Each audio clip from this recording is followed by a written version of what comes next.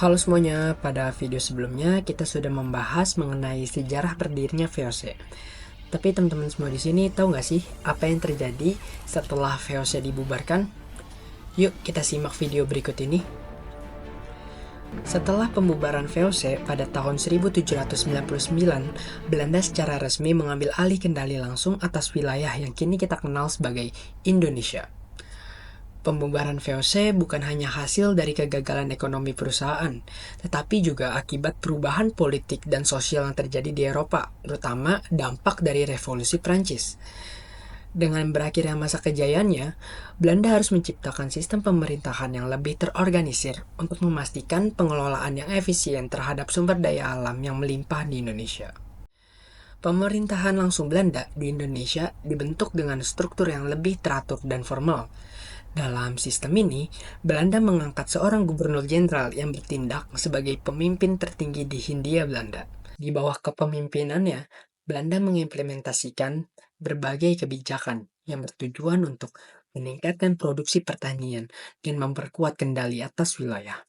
Salah satu kebijakan penting yang diterapkan oleh Belanda yaitu sistem tanam paksa yang dikenal dengan nama Kulturstelsel yang berlaku pada tahun 1830. Dalam sistem ini, pertanian diwajibkan untuk menanamkan tanaman tertentu yang menjadi komoditas ekspor seperti kopi dan tebu. Petani harus memenuhi kuota yang ditetapkan oleh pemerintahan Belanda, yang artinya mereka tidak bebas menanam apa yang mereka inginkan.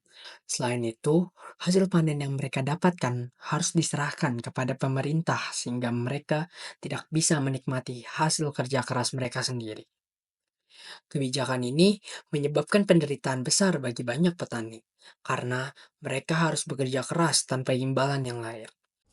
Pemerintahan langsung Belanda di Indonesia juga sangat memperhatikan pembangunan infrastruktur untuk mendukung kegiatan ekonomi mereka. Mereka membangun berbagai fasilitas seperti jalan, rel kereta api, dan pelabuhan. Tujuannya adalah untuk memperlancar transportasi barang dan meningkatkan produktivitas pertanian. Dengan adanya jalan dan rel kereta api, pengangkutan hasil pertanian menjadi lebih mudah dan cepat.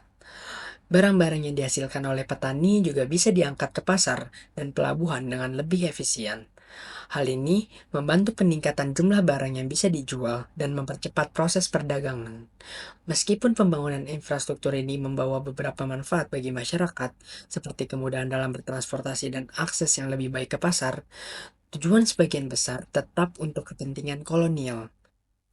Infrastruktur yang dibangun lebih diutamakan untuk mendukung pengiriman komoditas ekspor yang menguntungkan Belanda. Dengan kata lain, meskipun masyarakat mendapatkan sedikit keuntungan dari infrastruktur tersebut, tujuan utamanya adalah untuk memastikan keuntungan maksimal bagi pemerintahan Belanda. Belanda juga memperkenalkan sistem pendidikan barat di Indonesia sebagai bagian dari upaya untuk modernisasi dan kontrol kolonial. Namun, akses pendidikan ini sangat terbatas dan umumnya hanya tersedia bagi kalangan elit. Sekolah-sekolah yang didirikan seperti sekolah rendah untuk anak-anak Belanda dan sekolah-sekolah tertentu untuk pribumi seringkali hanya dapat diakses oleh anak-anak dari keluarga kaya atau pejabat pemerintah. Masyarakat yang tidak memiliki kemampuan finansial atau koneksi tidak dapat menikmati pendidikan formal. Akibatnya, mayoritas penduduk, terutama dari kalangan petani dan pekerja, tetap tidak mendapatkan akses untuk belajar membaca, menulis, atau keterampilan lainnya yang penting. Kesenjangan ini memperkuat stratifikasi sosial di Indonesia, di mana hanya segelintir orang yang mendapat kesempatan untuk belajar pengetahuan yang lebih luas. Namun, pendidikan yang diperoleh oleh kalangan tertentu di sekolah ini memberikan dampak yang besar. Para siswa yang terdidik mulai menyadari kondisi sosial, ekonomi, dan politik yang dihadapi oleh mereka. Mereka belajar tentang ide-ide barat, termasuk konsep tentang hak asasi manusia, demokrasi, dan nasionalisme. Hal ini membangkitkan kesadaran akan pentingnya perjuangan untuk hak dan kebebasan di tanah air. Seiring berjalannya waktu, generasi muda yang terdidik ini mulai membentuk organisasi dan komunitas untuk menyuarakan aspirasi mereka. Mereka mengorganisir pertemuan, menerbitkan surat kabar, dan menyebarkan ide-ide. untuk pentingnya kemerdekaan dan kebanggaan akan identitas bangsa. Dalam konteks ini, meskipun pendidikan yang diperkenalkan oleh Belanda memiliki tujuan kolonial, ia tidak dapat sepenuhnya mengontrol pikiran dan aspirasi generasi muda. Selain itu, banyak pemberontakan terjadi sebagai reaksi terhadap kebijakan kolonial yang merugikan rakyat. Salah satu perlawanan yang paling terkenal adalah Perang Diponegoro yang berlangsung antara tahun 1825 hingga 1830.